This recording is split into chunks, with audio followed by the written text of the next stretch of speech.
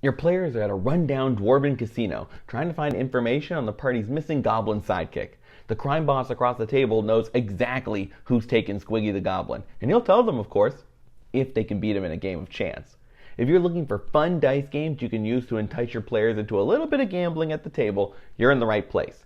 Here are 3 games that are easy to learn, fun to play, and will give your players plenty of reasons to lose all that gold that they got in the Dragon's Hoard. These aren't games of my own design. 2 are classic dice games, and 1 is actually a card game that I've converted to dice from one of my favorite video games. Without further ado, let's get started. This first game comes from a franchise that is near and dear to my heart, Star Wars. More specifically, the Knights of the Old Republic video games. Originally played with special cards, Pazaak is similar to blackjack with a little extra strategy thrown in, and is a 2-player game. Perfect for in-party gambling or when they need to beat a single foe, like the aforementioned mob boss.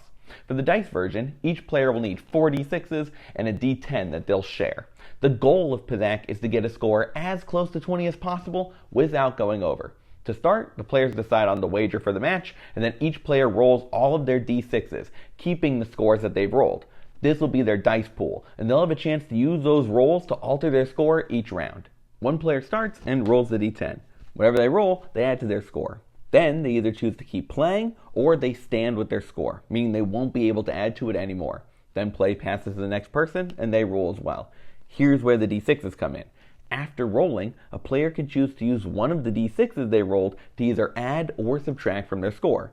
For example, if I'm sitting on a 13 and I roll a 9 on my turn, that would put me at 22.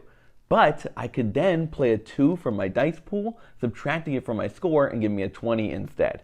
Powerful, but each dice in your pool can only be used once, and Pazaak is a game played in rounds. First to take 3 rounds wins the game. So you have to be careful about when to use your dice. You can also only use 1 dice at a time. So in that same scenario, if I'm on 22 and I have 2 1s in my dice pool, I can't use both to get back down to 20. One final rule. Between rounds, the player that goes first changes. That way, nobody gets an advantage from going second each round, since the player who goes first has higher odds of busting quicker by going over 20. Each round ends when one player busts and either can't or doesn't want to use a d6 to save themselves, or after both stand, with the best score taking the round. If there's a tie, neither player gets a point and should go again, but still switch who rolls first. Pazaak is a fun mix of chance and strategy, choosing when to use your dice pool or getting lucky and scoring a 20 right off the dice. Here's a quick example of a round between 2 players, Goblin and Dwarf. Goblin goes first and they roll a 7, so that's their current score. They choose to keep playing and the dice passes to Dwarf. They get a 4 and they'll also keep going. Back to Goblin, who gets a 9, bringing their total score to 16. But they have a 3 in their dice pool, so they'll play it now and increase their score to 19. Happy with being just under 20, they'll stay, meaning their score is locked in at 19. Dwarf is now playing until they choose to stop. They roll another 4, bringing their score to 8. So they go again. It's a 5, so they're now on 13. They know that they need at least a 19 to match Goblin, so they roll again and get an 8, 1 over for a 21. But instead of busting, they'll use a 2 from their dice pool, bringing them back down to 19. Rather than risk a near certain bust, they'll stay. So this round is tied. Dwarf will roll first in the next one, and now both of their dice pools have one less option, and that is Pazaak. This next game is very simple and can be played with just a single d6, but it really makes every single roll matter. It can also be played with as many people as you want, so long as they have enough coin for the buy-in. It's called Pig. The goal of Pig is to get a score equal to or above a target that's set at the start of the game. The higher the target, the longer the game will be, so I'd recommend nothing below 50. Everyone puts in their wager, then the youngest player goes first. In Pig, you roll a d6 as many times as you'd like, and add the total to your score for that round. At any point, you can choose to stop rolling, and your round score goes to your overall score. Sounds simple enough, but the catch is that if you roll a 1, you get no points for that round, and play passes to the next person. So how long will you test the odds to keep trying to up your score, knowing that the more you roll, the higher the odds of a 1 showing up are? Pig is great for quick games between large parties, since every roll will feel tense and turns pass quickly between players. It's casual enough to be played on roadsides with other camping adventurers, or between drinks at the tavern. But if the stakes are high, your players will hang on every roll, and the first to hit your target wins. Here's another quick game between Dwarf and Goblin. Before they begin, the two agree that their target score will be 25, and each place their money in the pot. Goblin goes first, and they roll a 2. Deciding to push their luck, they go a few more times, getting a 6, 3, and 5. Happy with their total, they end their turn, adding the 16 points they got this round to their overall score. Dwarf is next, and they also get lucky. They roll a 4, 5, 3, and 6 before choosing to stop, which adds 18 to their overall score. With both players doing well, Goblin wants to win it quickly. They roll 2 4s, bringing them to just 1 away from 25, and then roll a 1.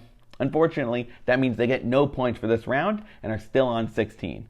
Dwarf then proceeds to roll a 4 and a 3, bringing them to 25 and winning the game. Better luck next time, Goblin, but that's Pig.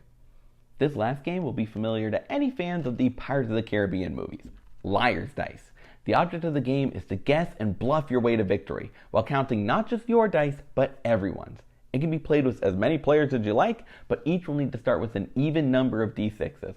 4 to 6 is probably best. The more players and more dice, the longer the game is going to be.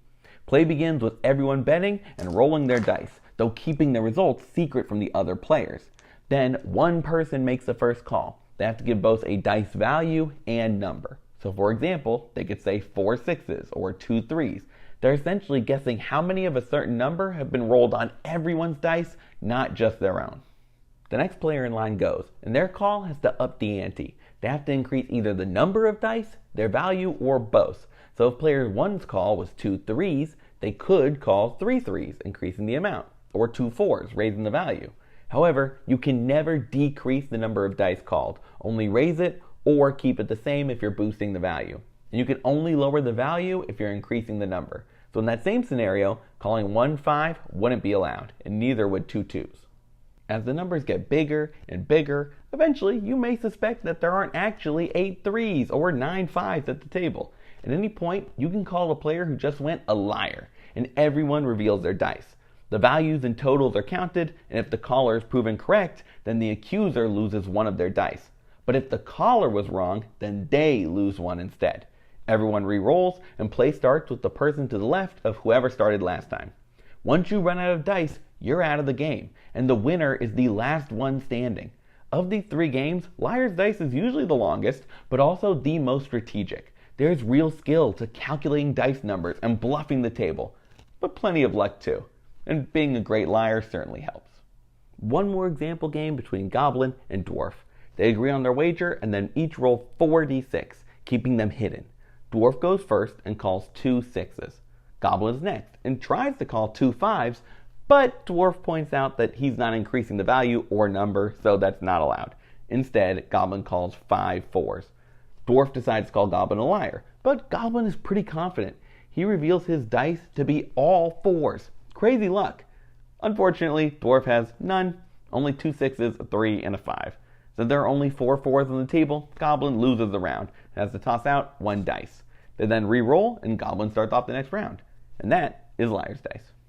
Those are 3 simple dice games that you can use in your own campaigns, but there is a whole world of gambling games out there to choose from. I'd love to hear about some of your favorites in the comments. Thank you so much for watching, and if you enjoyed the video, leaving a like is always appreciated. If you want to see more, you can even subscribe to the Bard's College. I make weekly videos about D&D, DMing, and all sorts of stuff, so if you like this one, stick around. But for now, good luck, and remember, crit your players.